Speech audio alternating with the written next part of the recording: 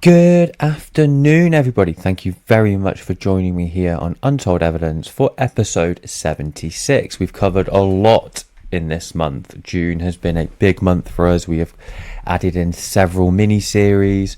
We've gone over the most recent disclosure. We've added a few reaction series in too. Today, we are back to our more formal script of where we're trying to get through all of the bonkers stuff that has happened in the world. Today, we start in 1972. Near a village called Peteano in northern Italy. 3 police cars answered a call about an abandoned car. When one of them opened the bonnet, a bomb tore the vehicle apart and killed all 3. For 12 years, the Italian state told the public this was the work of a communist Red Brigades. It was a lie. The explosives did not come from any left-wing group. It came from a secret weapon cache, and that cache belonged to a clandestine army that the Italian government swore did not exist. That army was real. Its codename was Gladio. The word is Latin for the short sword the Roman legions carried into battle, and in 1990, the Prime Minister of Italy stood up in Parliament and admitted the whole thing was true. So today, we're going to separate what is proven and what is alleged, because this is the case where the documented facts are extraordinary on their own, and the wildest claims, as ever, need handling with some care. We will label everything in our tiers as we go, so you know exactly what you are looking at. So let's start with the admission, because it is tier 1. It is not a theory. It happened on the record. On the 1st of August 1990, the Italian Prime Minister, Giulio Andreotti, confirmed to a Senate committee that Italy had run a secret stay-behind army for decades. He repeated it to the Chamber of Deputies in October. The press called it the best-kept and most damaging political secret since the war. Andreotti even handed over the names of 622 members. Some of these men were still proud to call themselves the Gladiators. So what was it actually for? Well, here the official story is solid and it is genuinely reasonable. After 1945, Western Europe was terrified of a Soviet invasion. The plan was simple. If the Red Army rolled west and occupied a country, ordinary-looking civilians would stay behind enemy lines. They would have hidden cache of weapons, radios, gold and explosives already buried and waiting. They would run sabotage, gather intelligence, and feed an armed resistance. On paper, this is clearly a sensible contingency for a continent that had just watched tanks redraw its borders twice in 30 years. But you cannot understand the Gladio without understanding one thing that came before all of it. The United States had already decided that Italy could not be allowed to go communist by any means, including democratic ones. In the Italian election of 1948, the newly formed CIA ran what became its first major covert operation anywhere on Earth.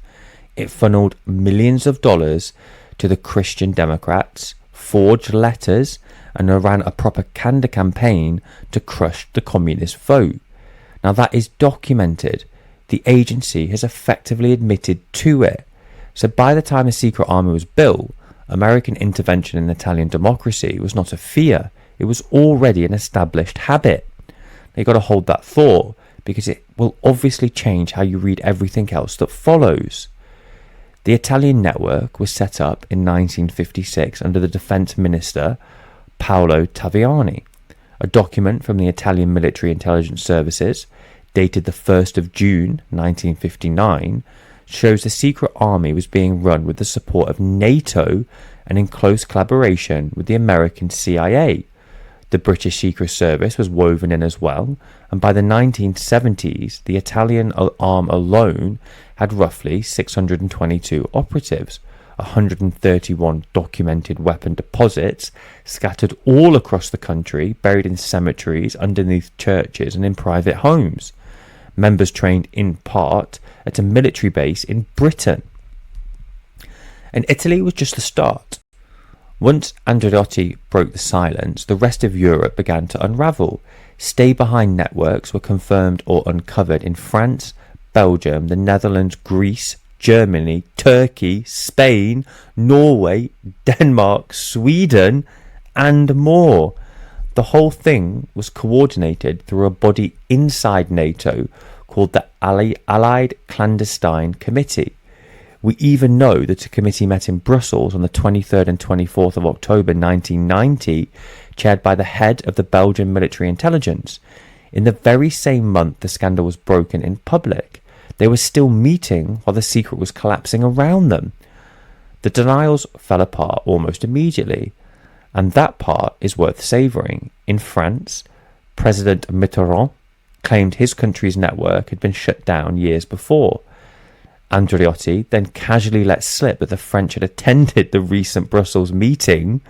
In Britain, defence officials refused to comment, but two retired senior commanders broke ranks. General John Hackett confirmed the stay-behind plan that had been drawn up after the war. Anthony Farahokli, a former commander of the NATO forces in Northern Europe, told The Guardian a secret arms network had been set up in Britain. The European Parliament debated the affair on the 22nd of November 1990 and then formally condemned it. 12 member states were implicated. This is all Tier 1, and none of it is really in serious doubt. Two details from that period deserve to sit with you. The first, when Belgian investigators dug into the coordinating committee, they discovered the secret network was not a museum piece. It was still very much active in 1990, still meeting, still organised. Decades after the Soviet invasion, it was built to resist, had become almost unthinkable. The second, the official record of that committee, shows it coordinated stay-behind activity across Belgium, Denmark, France, Germany, Italy, Luxembourg, the Netherlands, Norway, and named in black and white the United Kingdom and the United States. So this was not a rogue Italian outfit. It was a structured, alliance-wide program with London and Washington sitting in the room where it was run. So now we move to Tier 2, as if Tier 1 wasn't bonkers and crazy enough. And let's be very clear about the change in footing. Everything up to this point is documented, admitted, official. What follows is contested. It is supported by serious evidence, by convictions, and by sworn testimony, but not by a signed confession from the top, very much like the UFOs. So this is the dark allegation that turned Gladio from a Cold War footnote into amongst the most disturbing stories in modern European history. The allegation is this: some of these networks, or at least men closely connected to them, did not sit quietly waiting for an invasion that never came. They were turned inward against their own people in something that the Italians call the strategy of tension. So here is the logic of that alleged strategy, and it is chilling in its simplicity. Through the late 1960s and 1970s, the Italian Communist Party was the largest in Western world, and it was climbing steadily towards real power.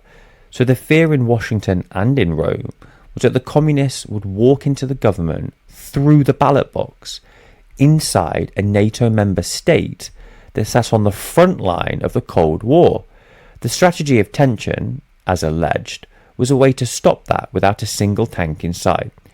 You let the bombs go off in public places, you make sure the blame lands on the left.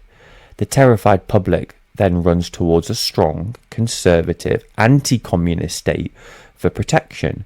Fear does the political work the votes were about to undo. And this is something that you could argue happens even in modern day America, in Britain as well, with riots.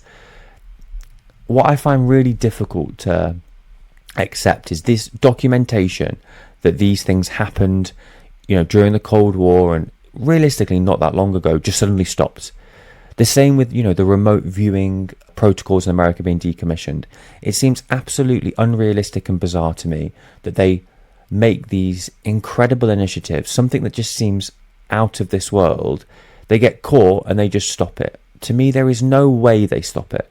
So when we find tiered evidence to say that these things happen, and then we move into the tier 2, it seems completely ignorant, maybe even stupid, to think that these things don't happen today, that governments, rogue initiatives, NATO, unified bodies, organizations don't try to influence, CIA don't try to influence politics at ground level in a way potentially as effective as war, but without dropping bombs. I say this a lot to my friends. Democracy is a way for people to have to accept an event much more easily than a war. And if I'm honest, I see it now. Just in the United Kingdom, we seem to be voting our way, quote unquote, into oblivion, as most major parties in the last 10-15 years seem quite happy to implement policy that the vast majority of people don't want. How that happens, I find very confusing. I think it will be the next conspiracy of this day and age. We'll find out in 10-15 years just how they did it, but for now, let's look at the past to give us some clues. The bombings were real, horrifically real. In December 1969, a bomb in the bank on the Piazza Fontana in Milan killed 17 people and wounded almost 90. The first arrests were anarchists. One of them, a railway worker named Giuseppe Pinelli, fell to his death out of a police station window. That was during interrogation, an event so notorious it inspired a famous stage play. Years later, the courts established that the Piazza Fontana bomb was not the work of the left at all. It was planted by a neo-fascist group called Ordine Nuevo. The story has been so inverted from the very first day. Now let's go back to the Peteano, the case from the cold open. A judge named Felice Casson reopened it in the 1980s. He proved that the Red Brigades had nothing to do with it at all. He traced the explosive to an arms dump linked to a secret stay-behind system. And the man that was eventually convicted, a neo-fascist named Vincenzo Vinguera, said something in court that no government wanted recorded. He testified that he had been protected by men inside the state, and that a network existed across Europe designed to do exactly this kind of work. It was his testimony back in 1984 that first dragged that word Gladio into a courtroom, a full 6 years before the Prime Minister confirmed it from the floor of Parliament. And these were not isolated horrors. In July 1970, an attempted coup led by a wartime fascist commander, Prince Junio Valerio Borghese, came within hours of seizing the Interior Minister before it was mysteriously called off. And then again, in May 1974, a bomb at an anti-fascist rally in the Piazza dell'Allegation in Brescia killed 8 people. That August, a bomb on the Itaculus Express train killed 12 more. The head of the Italian military intelligence, Vito Mithili, was himself arrested and implicated in the coup plotting. This was not just a few bad apples. This was a decade in which the secret machinery of the Italian state kept turning up at the scene of mass murder. The pattern reached its worst point on the 2nd of August 1980. A bomb hidden in a second-class waiting room of the Bologna railway station killed 85 people, wounding nearly 200 more. It remains the deadliest terrorist attack in Italy's modern history. Bologna was a communist stronghold. Neo-fascist militants were eventually convicted of planting the bomb, and crucially, members of a secret Masonic lodge called Propaganda Due, known as P2, were convicted of deliberately obstructing the investigation. P2 was no ordinary lodge. When it was exposed in 1981, its membership list ran to nearly 1,000 names, including generals, intelligence chiefs, bankers, and newspaper editors. Its master, a financier named Lucio Gelli, sat at the centre of the web and reached into every organ of the Italian state. So you have in the official court records terrorism from the right and a hidden network of powerful men working to bury the truth. This is not a theory, this is a verdict. And there's one more case that sits right at the heart of all of this. and it cuts against a simple left versus right story. In 1978, the Christian Democratic leader Aldo Moro was building a historic compromise, a deal to bring the Communist Party into the governing majority for the first time. To Washington, that was a nightmare. In March of that year, Moro was kidnapped by the left-wing Red Brigades, held him for 55 days, and then killed him. The Prime Minister who refused to negotiate for his life was Giulio Andretti, the same man who would later confess to Gladio. To this day, Italians argue bitterly over who truly benefited from Moro's death, because the deal he was brokering died with him. Now that is tier 2. I'm not handing you a culprit, but I am pointing at a coincidence that a lot of serious people have never been able to swallow. And this was never only an Italian story. In Turkey, the local stay-behind branch was known as the Counter-Guerrilla, and it was widely linked with political violence that preceded the Turkish military coup of 1980.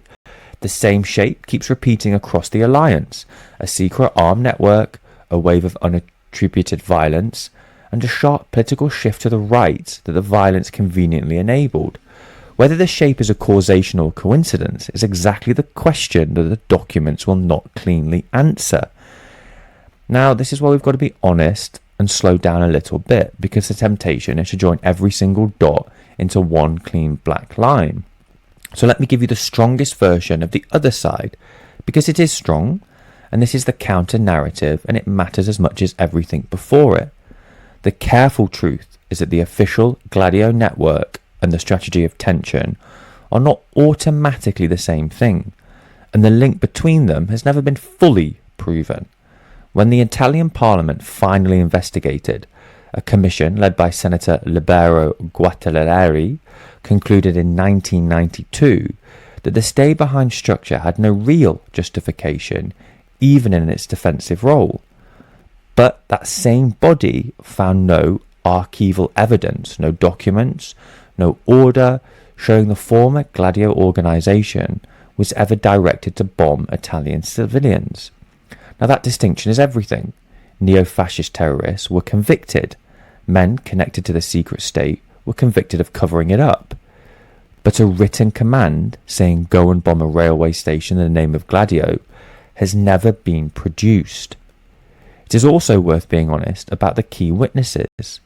Vincenzo Viniciguerra was a convicted murderer with an ideological axe to grind, a man that has every reason in the world to claim he was a soldier following orders rather than a killer acting on his own initiative.